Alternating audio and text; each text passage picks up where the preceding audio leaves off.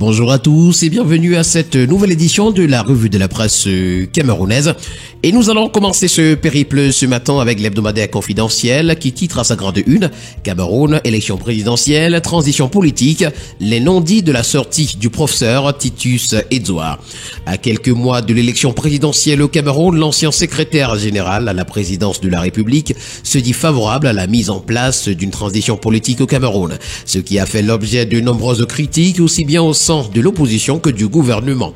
À l'analyse, cette sortie n'est pas si anodine qu'elle paraît. Le décryptage s'agissant de cette information nous est présenté ce matin des pages 6 à 7 de l'hebdomadaire confidentiel. Également à retrouver dans les colonnes de l'hebdomadaire ce matin, nécrologie, les hommages de la nation à Sa Majesté Eto Toké. Et puis Cameroun, quand l'eau en sachet fait peur. Toutes ces informations ainsi que bien d'autres, mesdames et messieurs, vous les aurez en parcourant les colonnes de l'hebdomadaire confidentiel. Et nous continuons ce périple ce matin avec le tri-hebdomadaire Le Témoin qui parle de prouesse du cacao camerounais et nous parle du travail du Mines-Commerce qui séduit à l'international. Une chaîne de télévision ivoirienne s'intéresse au prix du cacao au Cameroun comparativement à celui pratiqué en Côte d'Ivoire et dans le reste du monde, dans un contexte où l'augmentation du prix du kilogramme de cacao au Cameroun attire la convoitise et de l'admiration. Affaire de bail locatif opposant Marlène Mboutou et Afana Francine également ce matin, rien à voir avec la politique. Le tri-hebdomadaire Le Soir qui parle également du cacao camerounais sur le toit du monde ce matin nous présente les recettes à succès de Baga à Tangana. Renforcement des capacités entrepreneuriales au Cameroun, la collaboration Cameroun-Espagne porte ses fruits. L'information ce matin, vous l'aurez en parcourant les pages 4 et 5. Le quotidien Infomatin nous plonge dans le Parlement camerounais ce jour et nous informe que l'immunité du député Jean-Michel Nitieux sera bientôt levée. Le leader du FCC, par ailleurs promoteur de l'Alliance politique pour le changement APC, déclaré illégal par les pouvoirs publics, est dans le collimateur du pouvoir en raison de ses accointances avec le président autoproclamé de l'État imaginaire d'Ambazonie, Ayouk Tabé. L'information ce matin, vous l'aurez en page 3. Et puis en page 10, on parle des Jeux Africains 2024. Junior Peridex Ngania remporte 2 médailles d'or. Le quotidien L'Info à chaud pour sa part ce matin donne la parole à Henriette Ekwe. L'APC a un poids politique fort capable de provoquer le changement. C'est à retrouver en page 3. Éventuelle organisation de l'élection présidentielle avant les élections législatives et municipales au Cameroun. Camto démontre l'illégalité ce matin à la page 4. Et puis cupidité continentale des fabricants de faux vins blancs Matango interpellés. C'est à retrouver ce matin à la page 11. Nous restons dans le Parlement camerounais ce matin avec le quotidien Mutation qui titre « Le supplice Niat ».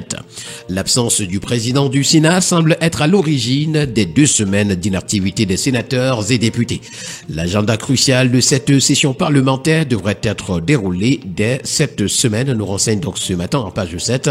Le quotidien Mutation qui nous emmène également à Ebolova en page 5. Psychose autour des sécessionnistes et puis Achille Bembé, sacré prix Holbeck 2024.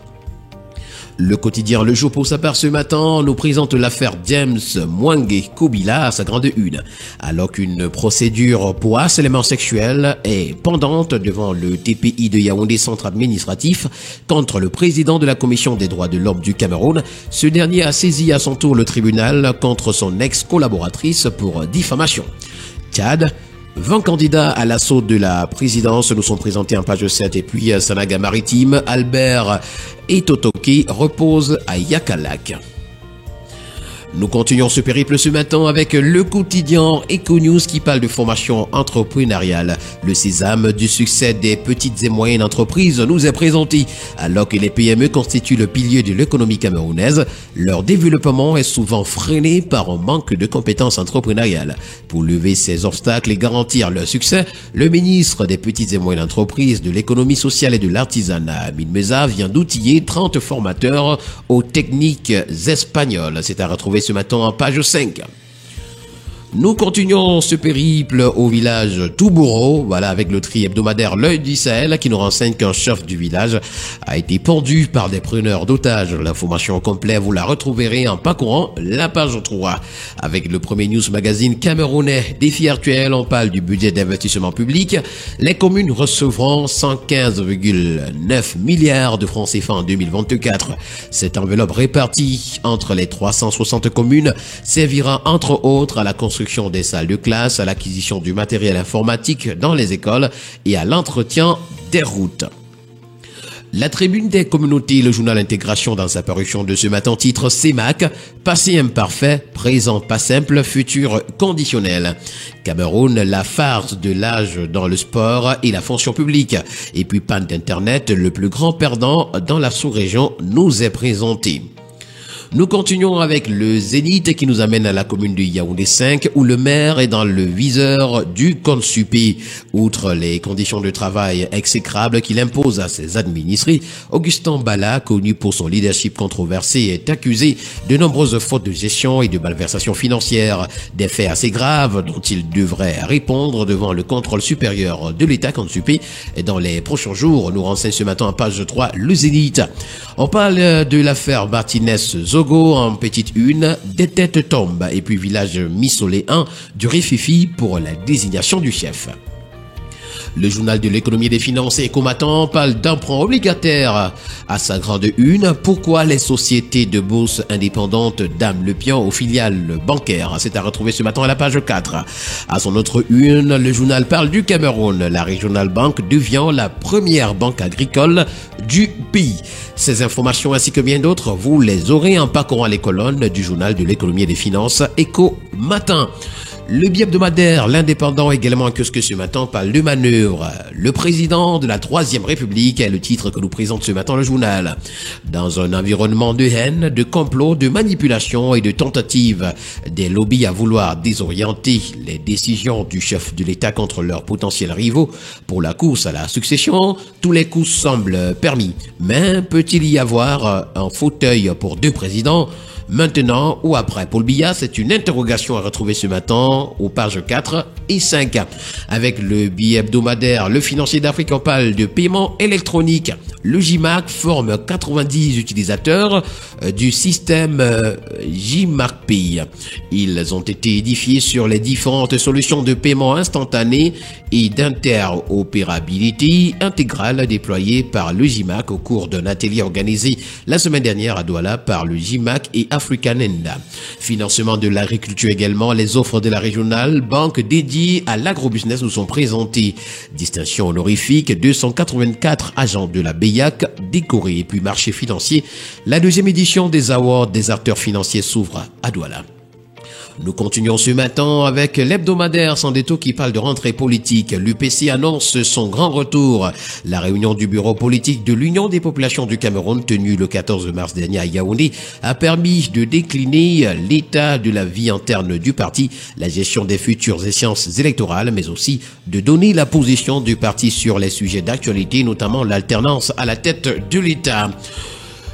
Nous continuons ce matin avec Conjoncture économique qui parle de zone CEMAC et nous présente la difficile intégration 30 ans après. Alors que la communauté économique et monétaire de l'Afrique centrale CEMAC célèbre ses 30 ans, il n'en demeure pas moins que jusqu'à date, le sujet de la libre circulation soit une entorse à cette intégration sous-régionale tant prônée par les pères fondateurs. Pour le tri hebdomadaire, la voix des jeunes ce matin parle de la gestion des droits d'auteur, la CMC pour la légalité. La Cameroon Music Corporation, CMC, reste ferme sur sa position concernant le débat autour des arriérés de redevance pour la période 2000-2017. Son président, Sam Bendi, en véritable érudit des questions des droits d'auteur, demande le respect du protocole d'accord signé en octobre 2020 entre la CIATV et les 4 OGC agréés avant décembre 2017. Et nous terminons ce matin en santé avec le quotidien Éco-Santé qui parle de leadership et de gouvernance en nous renseignant que moins de 20% de femmes occupent les postes de décision au ministère de la Santé. Village Bongaélé, une maman donne naissance au triplé. Puis coopération, le Tchad renforce sa capacité de santé grâce à une donation de l'Organisation mondiale de la santé. Mesdames et messieurs, voilà qui met un terme à cette autre sortie de la revue camerounaise de la presse. Merci d'avoir été des nôtres ce matin pour cette première édition de la semaine. Surtout, n'oubliez pas qu'acheter un journal, c'est participer significativement à l'édification d'une société libre et transparente dans notre cher et très beau pays, le Cameroun. Allez, bon début de semaine à tous.